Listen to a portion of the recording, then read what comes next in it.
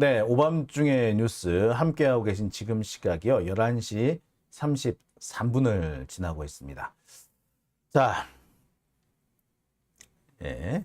자, 오늘 제가 준비한 첫 번째 주제부터 좀 들어가 보겠습니다. 제가 이 방송은 이 종교 방송이 아닌데요. 예. 종교 방송으로 착각하신 분이 계신 것 같아요. 예. 자, 론토커님, 탄핵 불가능한가요? 네, 탄핵은 지금도 아직까지 뭐 열려 있습니다. 제가 볼 때는요, 윤석열 탄핵을 하려면 일단 첫 단계로 한동훈을 탄핵하고 들어가야 돼요. 예. 그 얼개라든지 논리 구조는 제가 나중에 또 시간을 내서 따로 설명해 드리겠습니다만, 이 탄핵 자체, 윤석열 탄핵 자체가 안 되는 것이 계속 이 민주당 내에 이상한 그 기류 때문에 그래요. 한동훈에 대해서 탄핵을 추진하려고 하니까 민주당 내에서 무슨 얘기가 나오느냐면 한동훈을 키워주려고 그러느냐는. 봐라, 추미애가 윤석열을 때리는 바람에 윤석열 키워주지 않았냐. 이런 이상한 소리를 하는 그런 놈들이 있어요. 내가 누가 하는지 대충 알아요. 그러면서 한동훈에 대한 탄핵을 자꾸 뒤로 미루려는 놈들이 있어요. 사실상 그 검찰의 끈앞풀이라고밖에는 제가 달리 볼 수가 없습니다. 아니, 또라이 아니야? 탄핵을 하는데 왜 키워줘? 그러면서 탄핵이 안 될 거니까 키워주는 거래. 이 또라이들 내가 참. 그러니까 민주당의 제일 문제점은요, 이런 자들 때문이에요. 이렇게 황당무계하고 희한한 논리를 피면서 지지자들이나 시민들의 열망을 자꾸 꺾는 자들이 있기 때문에 그런 자들 때문에 민주당의 지지도가 떨어지는 겁니다. 정말 거세게 싸움을 하고 밀어붙이면은 충분히 회복될 수 있는 지지인데 이걸 못하기 때문에 그런 거예요. 그러니까 이놈들은 자기들 때문에 민주당 지지도가 떨어지는데 계속해서 이재명 때문에 떨어진다고 했더니 헛소리를 또 하는 뭐 그런 것도 있습니다. 자, 그 얘기는 제가 좀 이따 하고요. 오늘 제가 준비한 첫 번째 주제부터 들어가겠습니다. 자, 고발 사주 사건의 내부 고발자 조성은의 폭탄 증언, 중앙일보 선거 개입. 자, 이게 참 좀 황당한 얘기인데요. 고발사주 사건이 현재 지금 법정에서 재판이 진행 중입니다. 고발사주 사건의 핵심 피의자는요, 김웅 의원하고 손준성 검사입니다. 사실 그 배후에 누가 있는지를 밝혔어야 되는데 공수처가 제대로 밝히지를 못했죠. 이 배경에는 검찰이 조직적으로 수사를 방해한 부분도 있고요. 검찰이 이렇게 조직적으로 수사를 방해하게끔 박범계 법무부 장관이 사실상 방치한 부분도 있습니다. 이 점을 꼭 짚고 넘어가야 하는데 여하튼요. 자, 이 사건의 현재 재판이 진행 중입니다. 이 재판이 진행 중인 사건 중에 상황인데 여기에서 조성은 씨가 지난 6월 초에 법정에 출석을 해서 증언을 했습니다. 증인으로 출석을 해서 증인신문을 받은 거죠. 근데 그 과정에서 정말 충격적인 얘기들이 나왔어요. 몇 가지 충격적인 얘기들이 되게 많은데 첫 번째, 검찰이 이 유튜버들을 사실상 사찰하고 있다. 뭐 이런 얘기가 일부 나왔고요. 또 한 가지는 중앙일보가 지난 2020년 총선에 개입했다라는 대목입니다. 유튜버를 검찰이 지금 사찰하고 있다. 이 얘기는 뭐 오래 전부터 나온 얘기고요. 또 그전에도 보도가 되고 있었으니까 우리가 다 알고 있는 얘기라고 칩시다.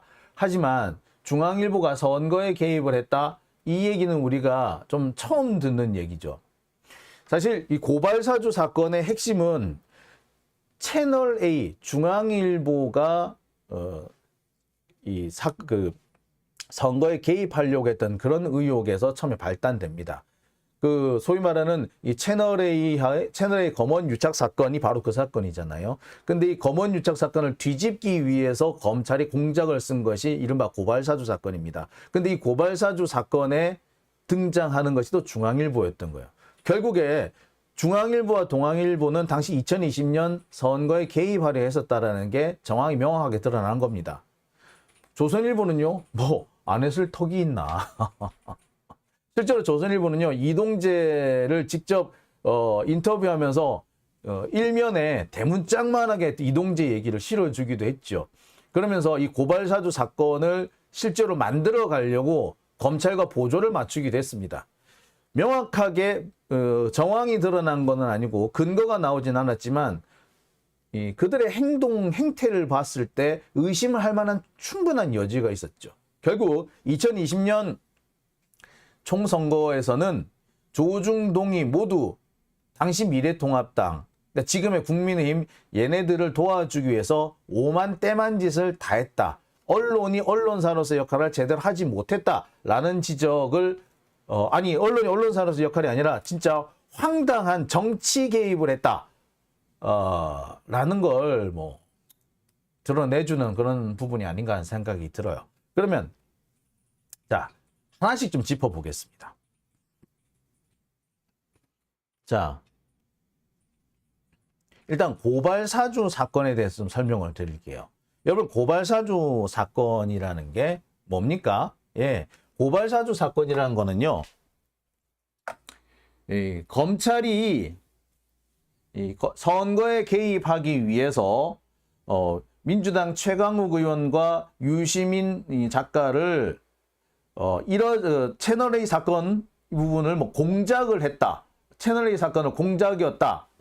라고 하면서 하여튼 민주당 국회의원들하고 유시민 씨를 고발하려고 하는 사건이었어요. 이게 고발사주 사건입니다.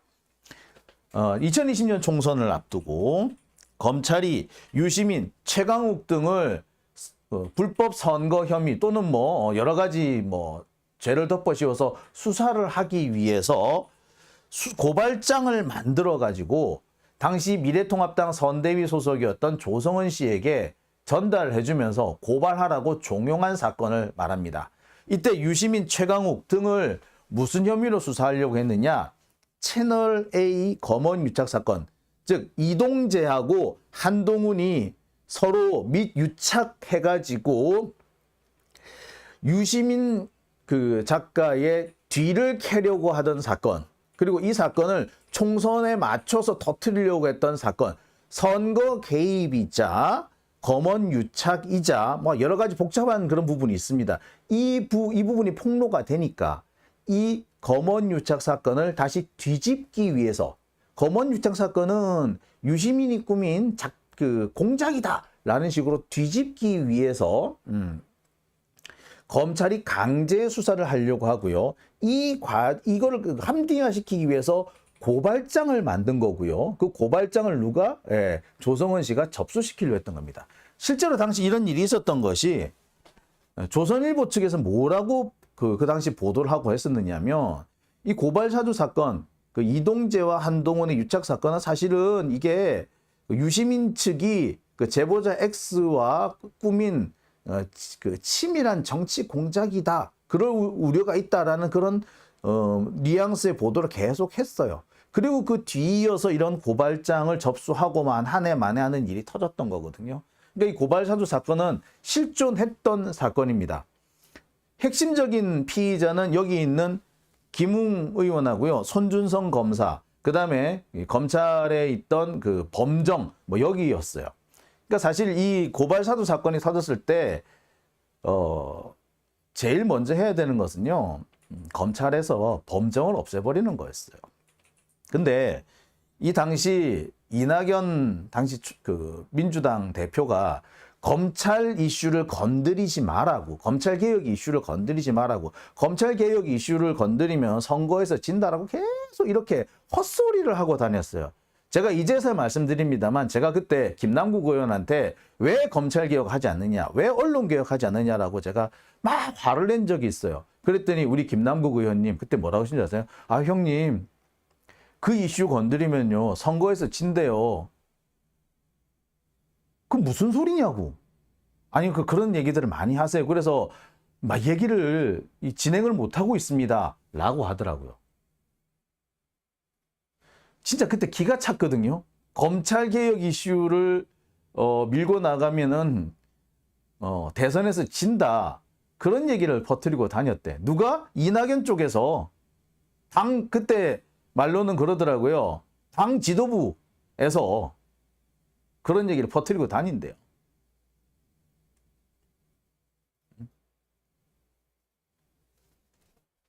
뭐 제가 지급이 하는 얘기입니다. 그때 이제 속에 천불이 나가지고 미치는 줄 알았어요, 진짜.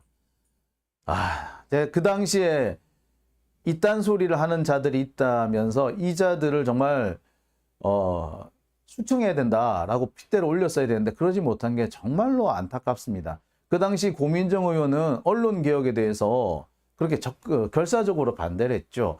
자, 그 결과 지금 어떻습니까? 사실 지금 우리는 그때 개혁을 좌절시키는데 앞장섰던 사람들로부터 반성문부터 받아야 돼요. 솔직히 말해서 저는 그 생각이 듭니다. 자, 어쨌거나 이 고발사주 사건은 이런 사건이었습니다. 대검 수사정보정책관실, 당시 범죄정보기획관실이었는데 범정이 이제 수사정보정책관실, 수정관실로 이제 축소가 됐죠. 이 수정관실이 조직적으로 개입했다라는 의혹이 있는 부분입니다. 아까 말씀드렸듯이 손준성 검사, 김웅 의원들이 공식적으로 연결됐고 아마도 윤석열, 한동훈이 연루가 됐을 것이다라는 의혹도 있었고 정황도 있었습니다만 거기까지 전혀 가지도 못했죠.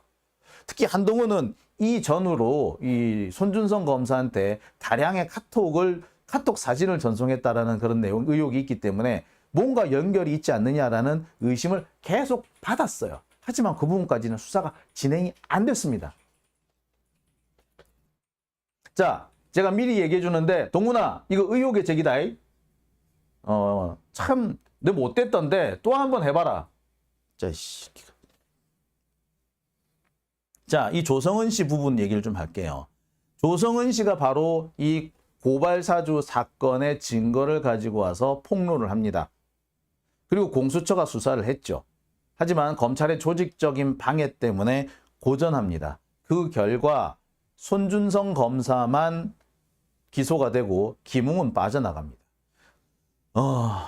사실 손준성 검사를 기소하는 것도 상당히 힘들었어요. 검찰이 휴대전화, 컴퓨터 하드디스크 대부분을 디가우징 해버렸습니다. 심지어 당시 손준성 검사가 대검찰청 대변인이었는데 대변인 핸드폰을 공수처에서 확보하려고 하니까 기자들까지 막 방해하고 난리가 쳤었습니다. 이 과정에서 당시 검찰총장이 1시간 정도 감금되는 황당한 사태까지 벌어져요. 자, 그러니까 이 고발사주 사건은 어떻게 보자면 검찰과 언론이 합작을 해서 벌인 사건이었다라고 밖에 볼 수가 없는 겁니다. 윤석열이 검찰총장으로 있던 그 시절 검찰과 언론, 특히 수구 언론은요, 윤석열 정권을 탄생시키기 위해서 문재인 정권에 대한 쿠데타를 일으키기 위해서 조직적으로 담합을 하고 있었다는 것이 이제서야 슬슬 드러나기 시작하는 겁니다. 언론의 담합 그 매개고리를 했던 것이 바로 검찰 기자단, 법조 기자단이었던 거죠. 이 법조 기자단은 그때 이미 단순히 기자들의 취재 편의를 위해서 만들어진 임의기구가 아니라 사실상 정치적인 이해를 관철시키기 위한 정치 조직으로 변질되어 있었던 겁니다. 자, 여하튼 공수처가 수사를 했지만 최종적으로 다 빠져나갑니다. 손준성과 김웅만 기소가 되죠. 손준성만 기소가 되죠. 김웅 같은 경우에는 검찰이 대놓고 빼줘버립니다. 왜? 이 김웅 의원 같은 경우에는 국회의원이기 때문에 공수처 수사가 대상이 됩니다만 딱 이 고발사주 사건이 벌어질 때만 해도 뭐였다? 후보였어요. 후보. 국회의원 후보였어. 검사도 아니었고 후보였던 거예요. 그러니까 공수처 수사 대상이 아니라 이 사람은 검찰 수사 대상이었어요. 사실은 공범인 경우에는 같이 수사를 할 수 있는데 공수처가 굳이 이걸 떼가지고 검찰에다 갖다 줘 버렸어. 그게 뭐 압박에 못 이겨서 그랬는지 아니면 다른 내막이 있는지는 모르겠으나 하여튼 그렇게 됐죠. 그러면서 김웅 의원은 빠져나가고 손준성만 기소가 되는 참 황당한 결과가 나오게 됩니다. 그리고 그 뒤로 1년째 현재 재판이 진행 중이에요. 손준성에 대한 재판만 쭉 진행 중입니다. 물론 그 사이에 손준성은 영전합니다. 그 당시만 해도 이 사람이 지금 현재 이 사람은 저기 대구 고검 인권감독관을 거쳐서 지금 현재 서울 고검 공판 송무부장을 맡고 있어요. 사실상 옛날에는 그 자리를 검사장이 하던 자리입니다. 14차례 재판이 벌어졌지만 손준성은 사실상 이 재판을 지연시키려는 지연 전략을 쓰고 있어요. 증거로 언론 보도, 기사들이 대거 제출이 됐는데 이 기사들에 대해서 증거 동의를 안 합니다. 증거 동의를 안 하면서 그 기사를 쓴 사람을 일일이 불러다가, 그러니까 기자들을 일일이 불러다가 증거 조사를 해야 되는 그런 상황까지 벌어지는 거죠. 그러면서 상당 시간이 지연이 돼요. 아마 손준성을 비롯한 이 고발사주 세력들은 시간을 더 끌어서 내년 1월에 새 공수처장이 임명되기를 기다릴런지도 모르겠습니다. 공수처장이 임명 안 돼도 상관없어. 그렇게 되면은 공무원들, 당시 공수처에 소속되어 있는 공수처 소속의 검사들이라든지 이런 간부들의 임기가 또 줄줄이 끝나게 되거든요. 그렇게 되면 공수처가 사실상 뭐가 된다? 붕 떠요. 껍데기만 남게 돼. 그런 상황을 만들기 위해서 사실 공수처를 사실상 공중 분해시키기 위해서 또 이렇게 할 수도 있고, 여하튼 공중 분해 대리인가 어찌됐든가 손준성 입장에서 시간을 끄는 것이 유리합니다. 윤석열이 임명한 새 공수처장이 들어오면 아무래도 재판이 유리하겠죠. 공수처장 임명이 안 되면은 검사라든지 임기 끝나는 검사라든지 이들에 대한 그 추가 후임자라든지 임기 연장이라든지 이런 게 안 될 거 아니에요. 그럼 공수처가 궁지에 붕 떠버리지 어떻게 되든 간에 불리할 게 하나도 없는 거예요. 그러니까 시간을 자꾸 끄는 겁니다. 그래서 1년째 지금 현재 재판이 지지부진합니다. 근데 이 와중에서도 충격적인 증언들이 나오기 시작했어요. 대검 수정관실, 그러니까 범정에서 윤석열 가족과 관련된 모니터링을 진행하고 있었다. 그래서 유튜브도 다 보고 관련자들의 사건도 검색을 하더라. 이런 얘기들도 있었고요. 그리고 정말 충격적인 부분이 바로 중앙일보 사장이 미래통합당 선대위와 회합을 벌였고 그 자리에서 선거와 관련된 논의가 진행됐다라는 부분이죠. 자, 구체적으로 살펴보겠습니다. 여기서 등장하는 증인은요, 대검찰청 범죄정보 수정관실의 팀장인가 하는 사람이에요. 이 사람이 뭘 담당하느냐면, 유튜브라든지 언론 보도라든지 이런 것들을 일일이 검색을 해가지고요, 그 윤석열 관련된 내용 혹은 검찰과 관련된 내용이 있으면 보고서를 쓰는 것이 이 사람의 역할입니다. 그래서 보고서를 썼다. 그래서 서울의 소리, 뉴스공장, 시사타파, 가로세로 연구소, 펀앤마이크, 황장수 등을 보고 일일이 기재를 했다. 진보 쪽은 서울의 소리, 김어준, 시사타파, 보수 쪽은 가로세로, 펀앤마이크, 황장수 이런 등등을 보고 검찰 관련 발언이 나오면 일일이 보고를 했다. 장용진 여기 빠져나갈 수가 없지. 서울의 소리에도 출연했지, 김어준도 했지, 시사타파도 했지. 참. 여하튼 사실 이 매체들에서 그러니까 서울의 소리도 마찬가지고 뉴스공장도 마찬가지고 시사타파도 마찬가지고 검찰 관련된 발언은 주로 제가 했죠. 그러니까 아마 많이 찍혔겠죠? 예, 이렇게 검찰이 유튜브를 감시하고 있다라는 증언이 나왔어요. 그리고 또 다른 증언, 정말 충격적인 증언이 나왔습니다. 여기까지만 해도 사실 어느 정도는 예상을 하고 있는 부분 아니었습니까? 저 역시도 아무래도 감시당하고 있는 것 같다라고 제가 여러 차례 말씀을 드렸고요. 또 뭐 당연히 하겠지라는 뭐 그런 얘기도 있었습니다. 그리고 사실 뭐 한 1년, 한 2년 전부터 검찰이 이렇게 유튜브를 감시하고 있다라는 얘기는 뭐 종종 이런저런 뭐 카더라 통신으로 많이 돌았어요. 찌라시처럼 돌았어요. 그렇기 때문에 이런 증언이 법정에서 나왔다는 게 그닥 놀랍거나 충격적이진 않습니다. 마치 그럼 그렇지 라는 느낌이 든다고 해야 될까요? 자, 그런데 이 다음 증언은 정말 충격적입니다. 바로 조성은 씨가 법정에서 한 증언입니다. 조성은 씨한테 공수처 검사가 묻습니다. 김웅 후보를 언제 처음 보았는가? 2020년 3월 중순쯤에 언론인들과 미래통합당 후보들 사이에 식사 자리가 있었다. 거기에 내가 초대를 받아가서 처음 김웅이라는 사람을 만났다. 당신 누가 함께 있었나? 부적절할 수도 있겠지만 박장희 중앙일보 사장과 논설위원들이 있었다. 미래통합당 후보이기도 했지만 김용태 사무총장도 있었고 후보는 아니지만 전직 의원들도 있었다. 선거를 앞두고 중앙일보 사장과 논설위원 등이 당시 미래통합당 후보들을 그다음에 전현직 의원들을 만났다. 라는 게 나왔죠. 이게 조성은 씨의 법정 진술로 나온 겁니다. 자, 이것만 봐도 사실 좀 부적절하지. 선거를 코앞에 두고 언론인들이 이렇게 비공식적으로 정치인들을 만난다? 선거 관계자들을 만난다? 좀 의심을 받을 만한, 의심을 살 만한 부분이 있죠. 거기에 사장까지 갔었다? 논설위원 등이 대거 갔었다?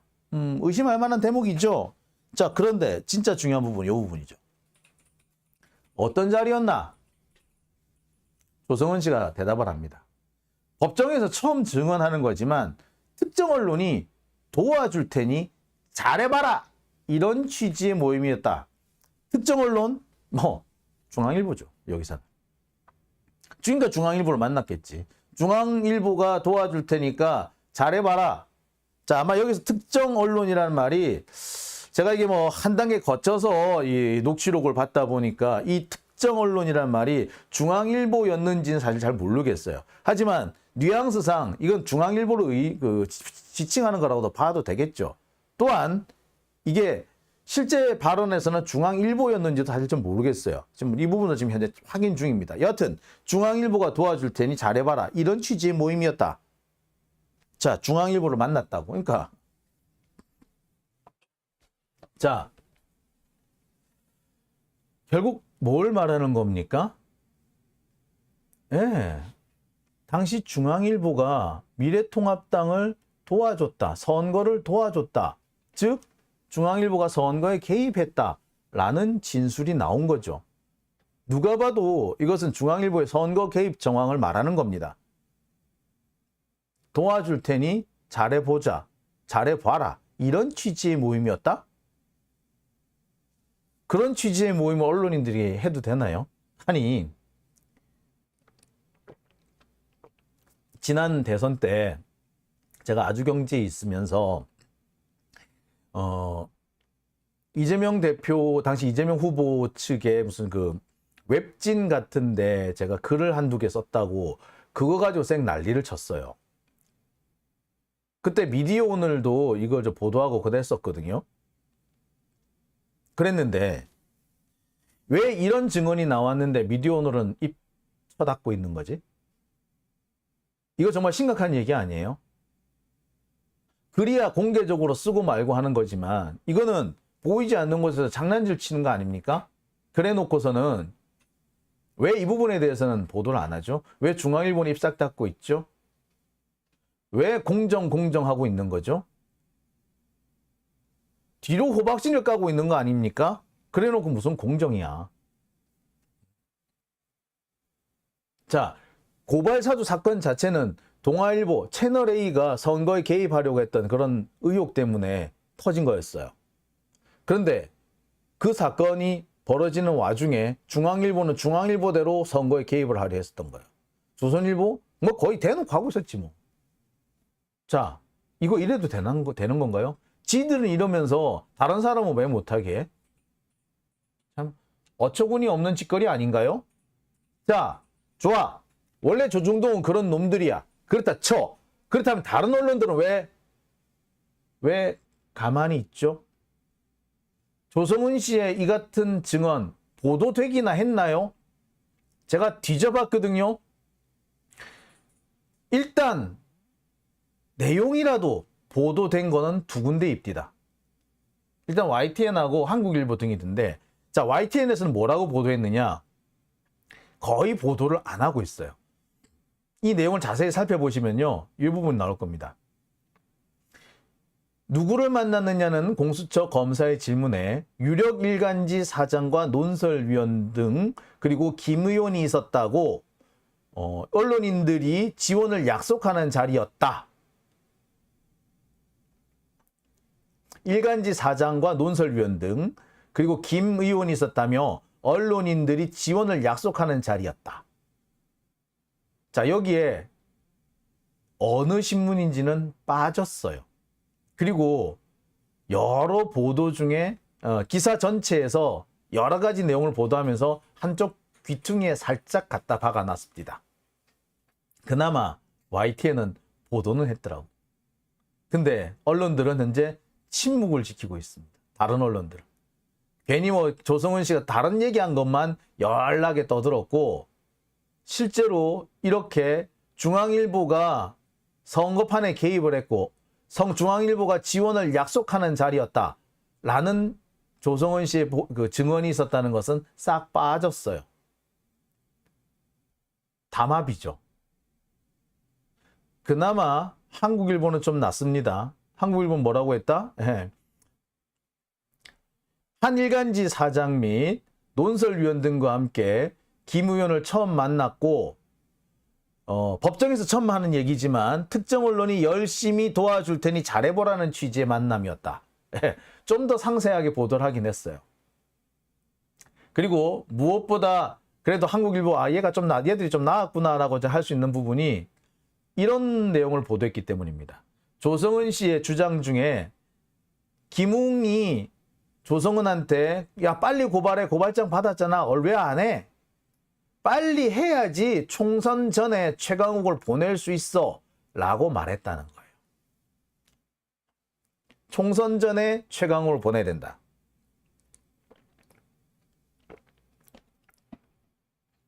네. 그나마 여기는 중요한 얘기를 하나 더 들어가긴 했죠. 그러니까 김웅 의원 아마 이 손준성 검사의 재판 결과에 따라서 다시 기소 여부가 바뀔 수도 있어요. 뭐 여하튼 이런 보도가 나왔습니다. 하지만 전체적으로 내용을 보았을 때 중앙일보가 선거에 개입하려고 했다. 중앙일보가 도와줄 테니 잘해보자, 잘해봐라. 이런 취지의 모임이었다라는 얘기는 쏙 빠졌어요. 중앙일보를 다 뺐어. 보도를 한 경우에도. 대부분의 언론에서는 이 부분 자체를 보도를 안 했고요. 그나마 보도한 데는 중앙일보를 쏙 빼고 했어. 이런 걸 보고 언론의 담합이라고 할 수밖에 없죠.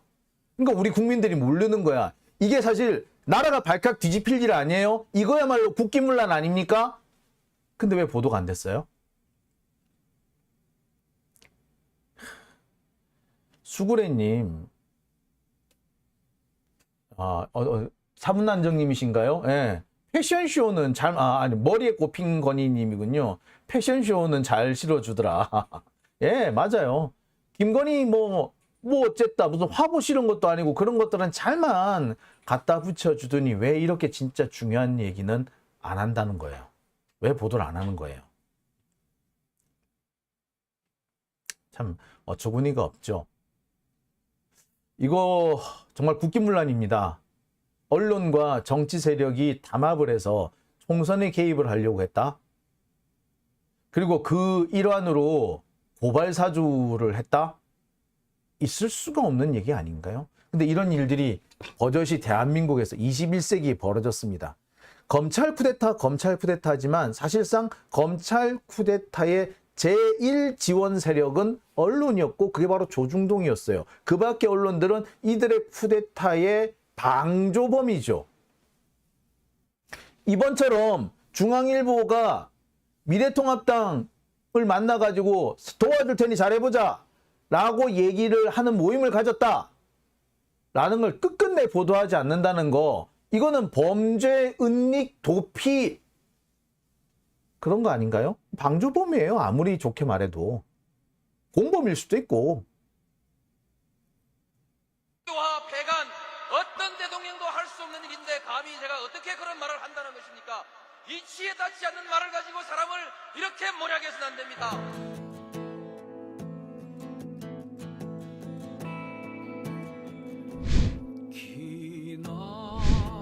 기나긴 밤이었거든. 압제의 밤이었거든. 사랑이 한 몸 썩어져 이 붉은 사나에 사랑 해방의 횃불 아래 걸고 숨이 사나에.